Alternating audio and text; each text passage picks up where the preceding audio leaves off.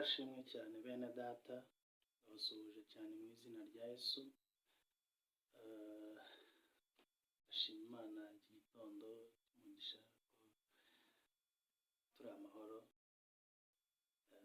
Nitwa Mugunga Turatsinda Vincent.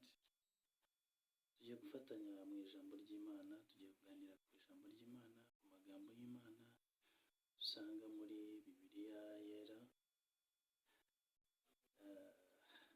By'ukuri ndabizi ko turi buze kwishima tukagubwa neza, kuko ari amagambo amanutse kugira ngo agwe neza ubuzima bwacu kandi adufashe mu buzima bwacu bwa buri munsi, ndetse no mu buzima bw'agakiza twahawe na Kristo.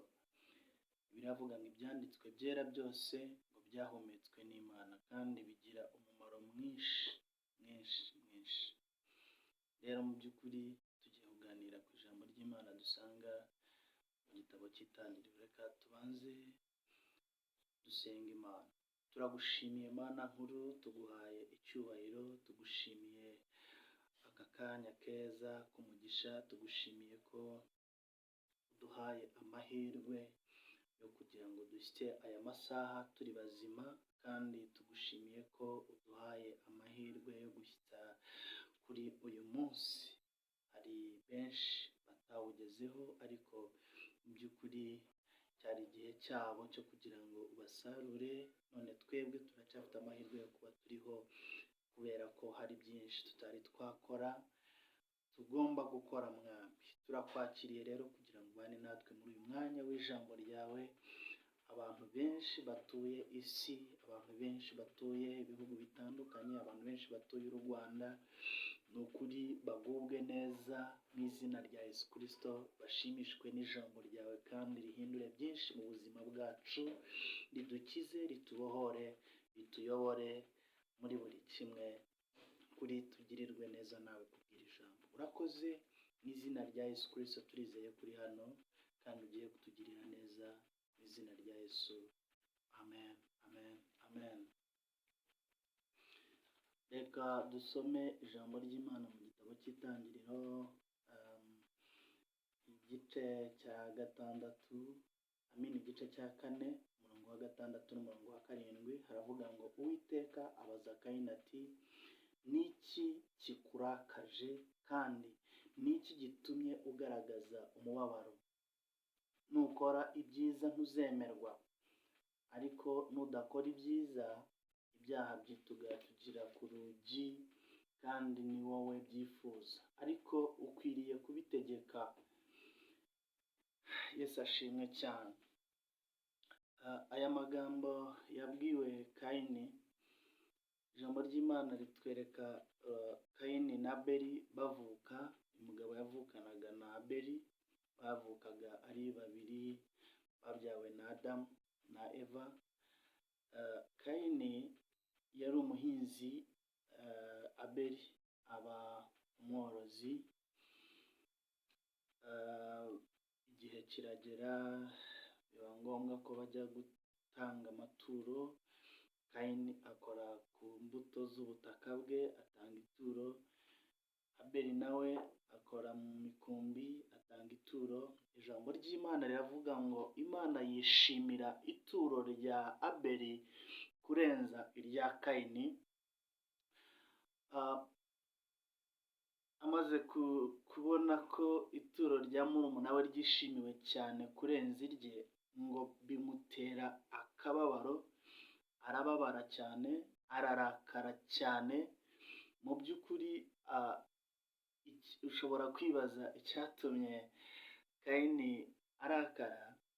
Bigaragaza ko kuva kera kose mu by'ukuri icyaha cyari kiri mu muntu kuva kera kose. Ushobora gutekereza muri iki gihe turimo ukavuga uti kubera iki mba numva mu by'ukuri ntabwo ari Kayini gusa, ntabwo ari runaka gusa, ahubwo umuntu wese muri we, iyo kamere muntu, iyo kamere ibiri mu muntu. Niyo mpamvu Dawidi yavuze ati mutima wanjye, ategeka umutima we guhimbaza Imana, aravuga ati mutima wanjye himbaza Uwiteka, arangije aravuga ati mwa bindimo byose mwe muhimbaze izina ry'Imana. Mu by'ukuri byaterwaga n'iki?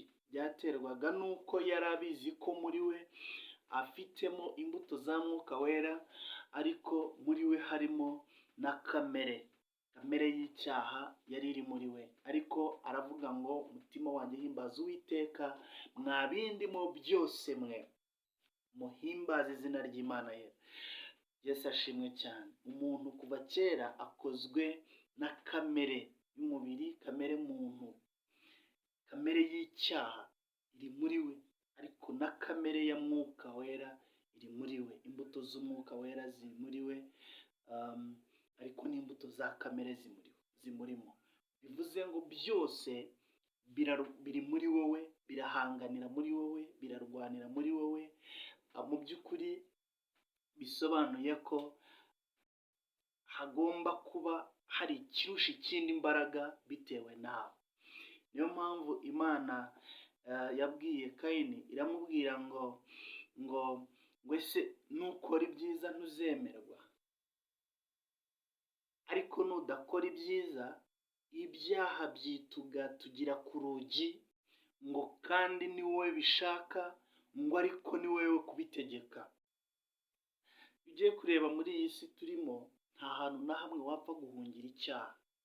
Icyaha ntaho wagihungira, turi hamwe nacyo, kigendana natwe, kiri mu ruhande rwacu.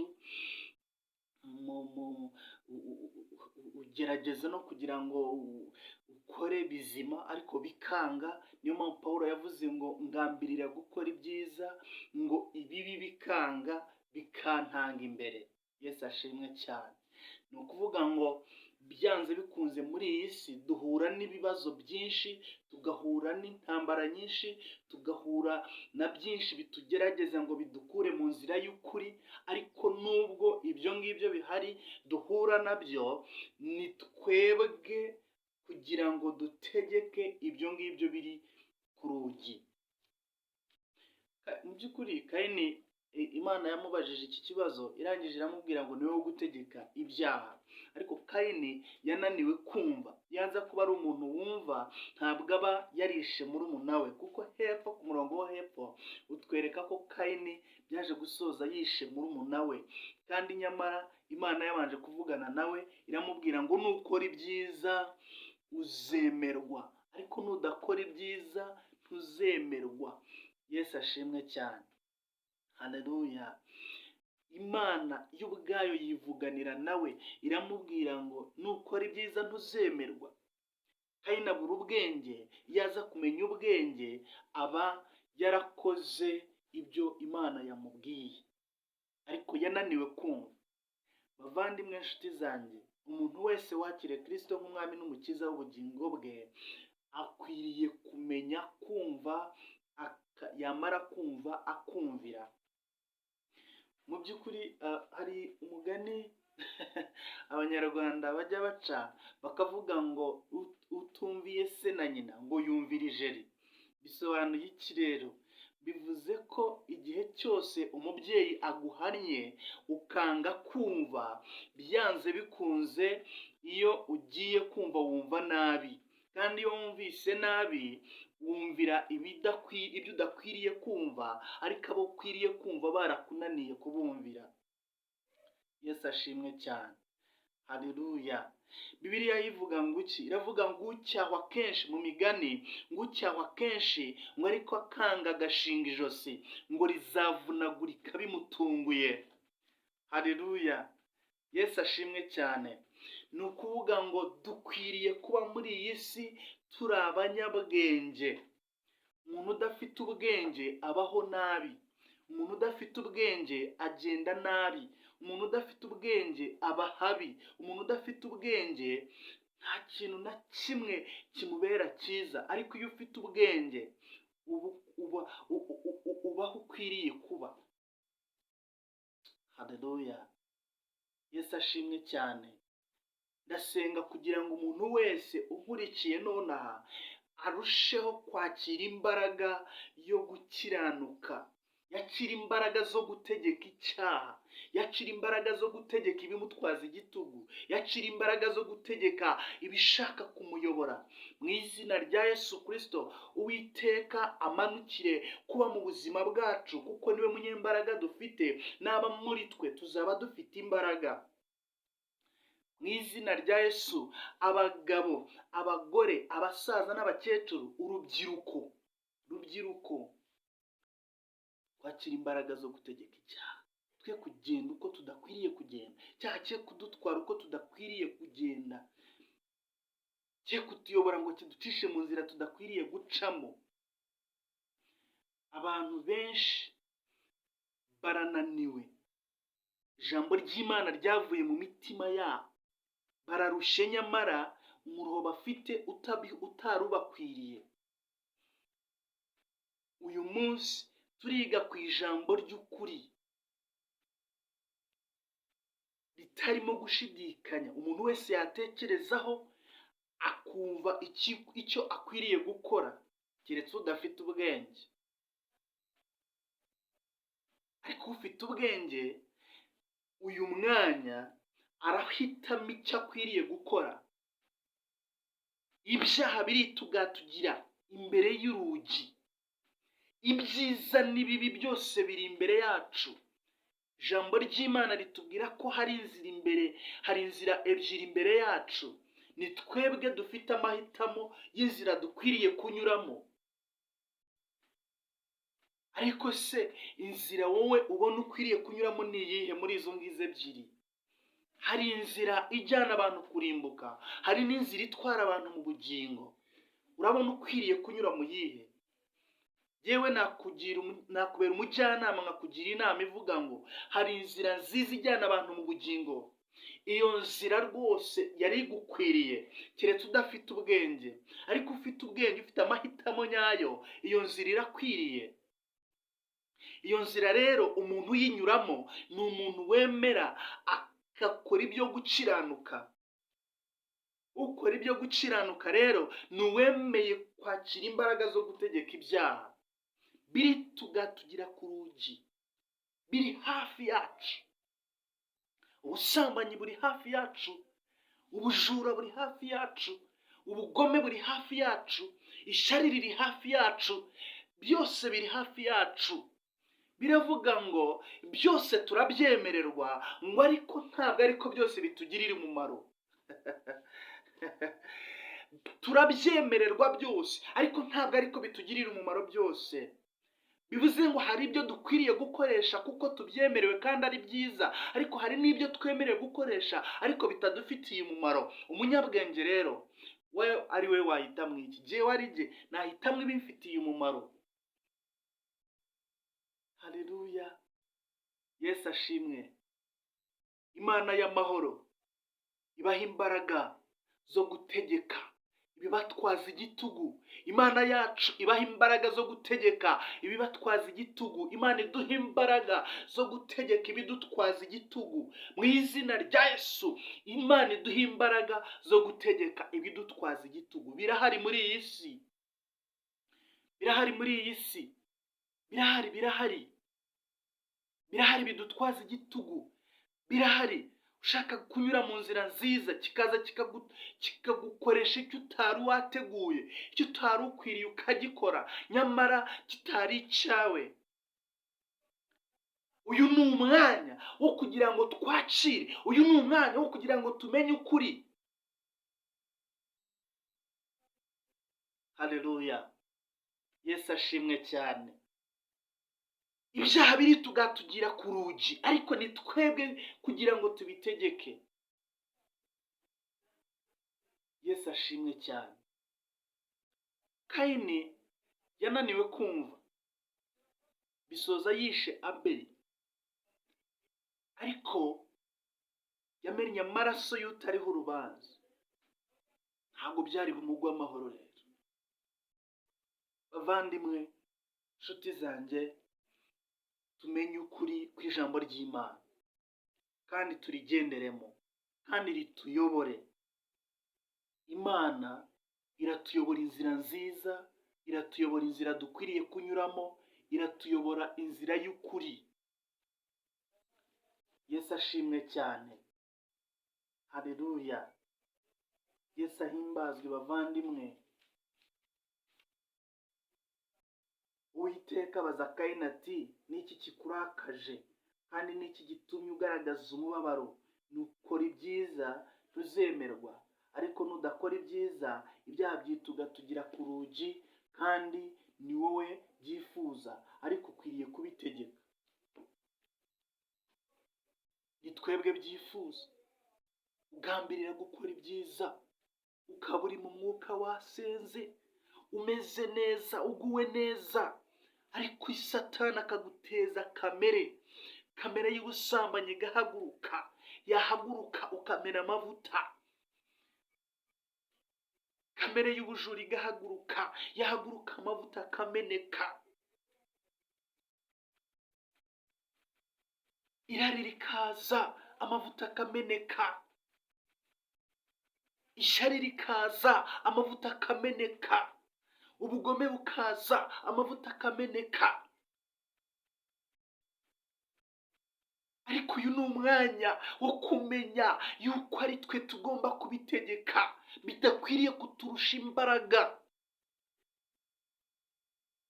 Iki ni igitondo cy'umugisha cyo kugira ngo usobanukirwe ko ari wowe wo gutegeka icyaha. Yesu ashimwe cyane. Yesu ahimbazwe.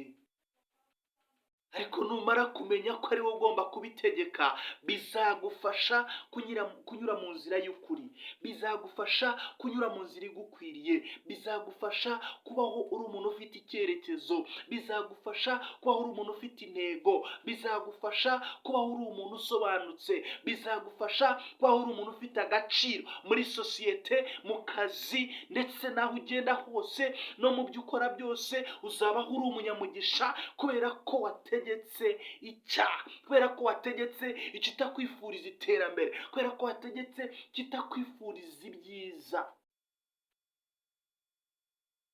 Mu izina rya Yesu, Imana iduha umugisha kandi iduha imbaraga, idushoboze guhagarara tudatsinzwe n'uburiganya bwa Satani. Imana ibaha umugisha. Reka dusenga Imana. Turagushimiye Mana nkuru, tuguhaye icyubahiro, tugushimiye iki gitondo cyiza cy'umugisha, tugushimiye ko uduhaye amahirwe yo kongera kuvuga ku ijambo ryawe, kandi uduhaye amahirwe yo kumva ku ijambo ryawe ryiza, ibyo kurya by'umwuka bidafunguye rwose, bidutuze muri iyi si. Turasenze kugira ngo iri jambo rimanukire imitima yacu, turyakire, kandi mu by'ukuri rirusheho gukomeza kugendera muri twe, rirusheho gukomeza kuvugira muri twe, rirusheho gukomeza kutuyobora mu byo dukora, mu byo dutekereza, mu mishinga dufite, mu kazi dukora. Tuyoborwe n'ijambo ryawe kugira ngo tutayoba.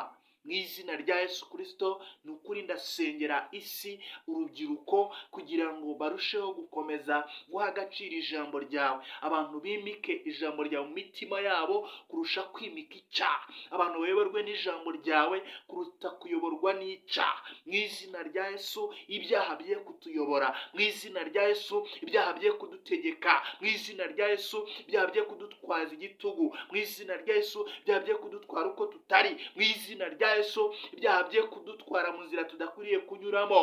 Ni ukuri Uwiteka Mwami wanjye, turakeneye kugira ngo tugendane nawe, tuyoborwe nawe, tuvugishwe nawe, tuganirizwe nawe, tugirwe inama nawe. Mu izina rya Yesu, kuri umujyanama mukuru, kandi uri umuyobozi mukuru, kandi uyobora heza, uyobora ibyiza, ntabwo uyobora mu bibi. Turagusabye ni ukuri utuyobore Mwami, kandi uduhe imbaraga, uduhe imbaraga. Mu izina rya Yesu, uduhe imbaraga. Izina ryawe rihabwa icyubahiro. Duturije imbere yawe, dukeneye imbaraga zawe. Duturije imbere yawe, dukeneye imbaraga zawe. Ndasenga Mwami ngo uduhe imbaraga mu izina rya Yesu. Urubyiruko, uduhe imbaraga zo guhindura isi, uduhe imbaraga zo gukora ibyo dukwiriye gukora, uduhe imbaraga mu izina rya Yesu zo gutsinda icyaha n'igisa nacyo, mu izina rya Yesu Kristo w'i Nazareti. Oh, haleluya, haleluya. Mwami utubabarire, utubabarire ibyaha n'ibicumuro, hanyuma udushoboze kurwana n'ibiturwanya, tubitsinde mu izina rya Yesu. Biritugatugera ku nzugi, ni twebwe bishaka, ni twe byifuza kugira ngo bidukureho, kugira ngo bitubuze uburyo, kugira ngo bitubuze inzira, kugira ngo bitubuze amahirwe, ariko duhe imbaraga dushobore kubitegeka rwose, dushobozwe kubitegeka rwose mu izina rya Yesu. Duhe imbaraga iki gitondo Mwami, duhe imbaraga iki gitondo Mwami, duhe imbaraga iki gitondo Mwami, tugirire neza mu izina rya Yesu Kristo. Icyubahiro n'ikibi cyawe. Ndasengera urubyiruko mu izina rya Yesu Kristo rugize igihugu cy'u Rwanda ndetse n'isi muri rusange, abari mu mahanga atandukanye, abari mu bihugu bitandukanye, mu izina rya Yesu Kristo w'i Nazareti, bahabwe imbaraga. Duhinduriye isi mu izina rya Yesu Kristo, tuyihinduriye ku byo kwizera. Urakoze Mana, dushoboze uduha imbaraga zo gukomeza gukorera mu kuri no mu mwuka. Ni mu izina rya Kristo Yesu dusenze, amen, amen, amen, amen. Bye, murakoze cyane. Imana ibahe umugisha, turusheho gukomeza gutegeka icyaha n'igisa nacyo mu izina rya Yesu, cye kudutwaza igitugu. Amen, amen. Mugire umunsi mwiza, ndabakunda cyane.